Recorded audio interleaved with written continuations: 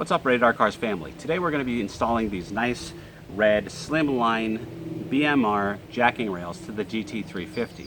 So these jacking rails are low profile, they have a little bit of weight to them, but they actually increase the stability of the handling of the car.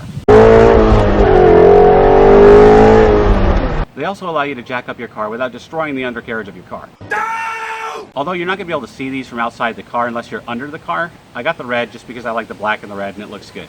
What you're going to need for this install are the BMR jacking rails, a socket wrench set with a 15mm socket, some thread locker, and a torque wrench. Simple as that. Let's get to it.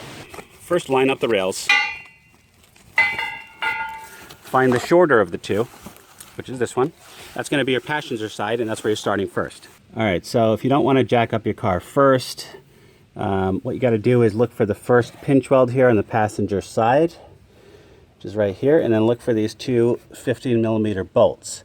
You're going to want to remove those. You'll notice that these two here are close to each other, and the ones down towards the back of the car are a bit further apart.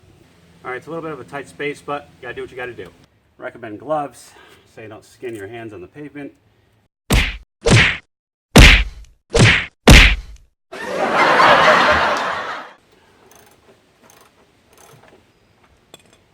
Set these aside. Okay, the next couple of bolts are a little bit further apart. So here's the front two, just like I said, and here are the other two, so about a good couple inches apart. So you're gonna go back to the car and take those two 15mm bolts out.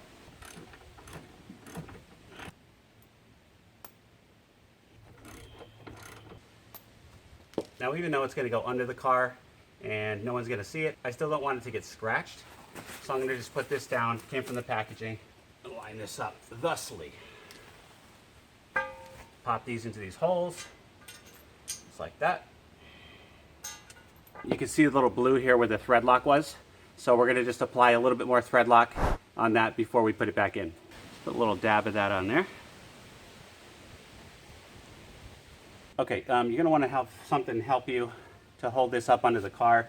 I'm just gonna use this wheel chuck, put it on its side, and then rest it on top of that to help me put in the bolts.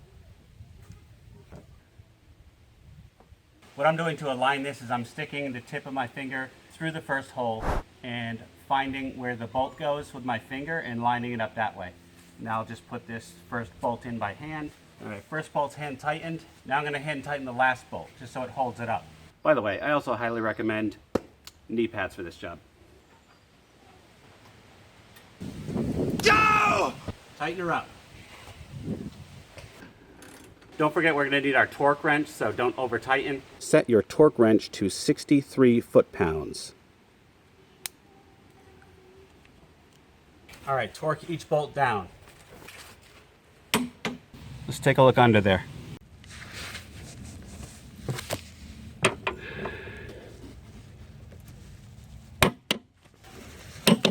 All right, now you go to the driver's side and you repeat the process. Simple enough install. Here's what it looks like. So you can't really see it. You can see a little bit if you're way down here on the ground.